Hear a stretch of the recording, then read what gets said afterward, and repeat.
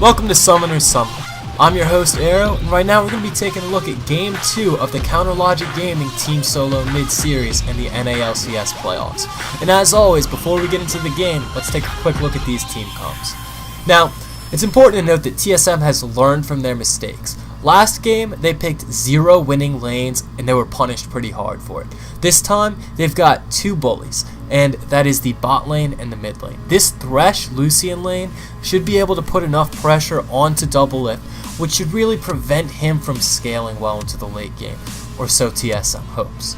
And in the mid lane, Karma is an unbelievable bully. Her early game damage is incredibly strong. The only reason she's not played more is that she falls off in terms of damage towards the mid and late game. However, she does provide a lot of utility which makes up for it, and if anybody's going to be able to make it work in North America, chances are it's Bjergsen. And now for the jungle matchup, both junglers are Feral Flare junglers. This means that we're most likely going to see a rather passive laning phase from both teams here, because they want to have both of their junglers just farming away. It's also pretty likely that they're not going to want to go for lane swaps, because by forcing that lane swap, you're denying your jungler those crucial Feral Flare stacks.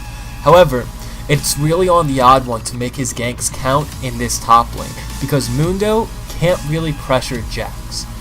At least not in the early game, and really not in the mid game unless he gets ahead.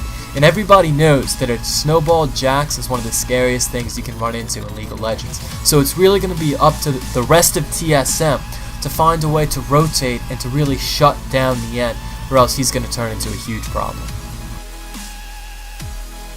Now, oddly enough, TSM decides to opt into this lane swap here. However, it's because of this cheese. It's because they can send Mundo to solo Dexter's red buff.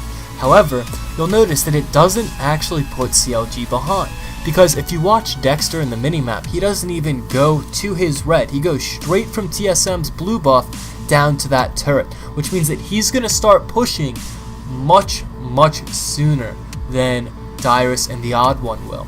And because of this, CLG is able to get 2 towers in the amount of time that TSM takes 1, giving them a pretty big advantage in this early game. Now, just like all lane swaps, what really dictates the rest of the game is what happens next, and here CLG makes the first move. They've pink warded that tri-brush and are able to make a move on the Wild Turtle because of it. And this first blood is pretty crucial because it puts kills onto Jax, and Jax is really who you want to get snowballing in this game. What happens next is a series of reactionary play. CLG saw TSM's bot lane recalling, so they know they can take this dragon. So, TSM's going to shove down the mid lane. Now this ult from Afromu is beautiful. It actually stops Lucian in the middle of the Thresh lantern, making him stuck over there, which allows Jax to then get the double stun, Ori to get the double ultimate, which essentially just CC'd Wild Turtle so much that all of CLG is able to escape from this fight with flashing health bars. It was a very well played team fight. Now here we can see just how hard this TSM team power spikes in the mid game. This fight is a 4v5. Wild Turtle isn't even here, and TSM's not only able to fight, but they're winning. They pick off the end.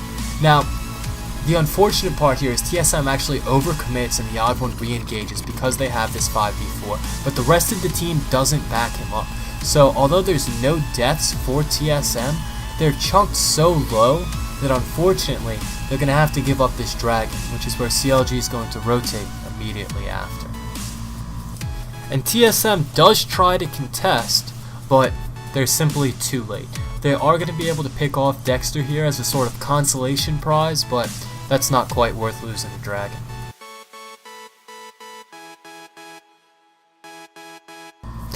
This pick right here is the most important play of the game for Team Solo Mid, because it's a catalyst. Off of this pick, TSM is able to take 1 tower, the inhibitor, get the Nocturne ultimate, and then, because Dyrus is so unbelievably tanky, he's able to just walk right on over the mid tower and face tank it. Now, at this point, CLG is watching that death timer. They're waiting for Nien to come up, because as soon as he is about to spawn, they're going to go in, because they just can't let something like this happen. only victim. This will be a win for TSM. That's a great play! X-Special flashes forward. The culling gets thrown down and Dexter eats most of the hits. He's the first victim and CLG is near. Has respawned. He's back in the fight. He's taken Mundo down. This is turning messy. Bjergsen's got a double kill. Link forced away. That's a triple kill for Bjergsen. That's a quadra kill for Bjergsen. He's looking for the penta. Can he get it? That's the question. Bjergsen leaves one more hit. That's a penta kill! And this is CLG's last ditch effort. If they give up this third inhibitor, it's game over, so they have to fight. And unfortunately, even though there's a great engage, the Nami ult hits 4 people from TSM, it doesn't quite matter. The lead's too big. So what it's going to come down to is game 3. And whoever wins has the opportunity to face Cloud9 for first place in the NA LCS. Both of these teams are veterans. They shouldn't crack under the pressure. They should be able to handle this, and game 3 should be epic.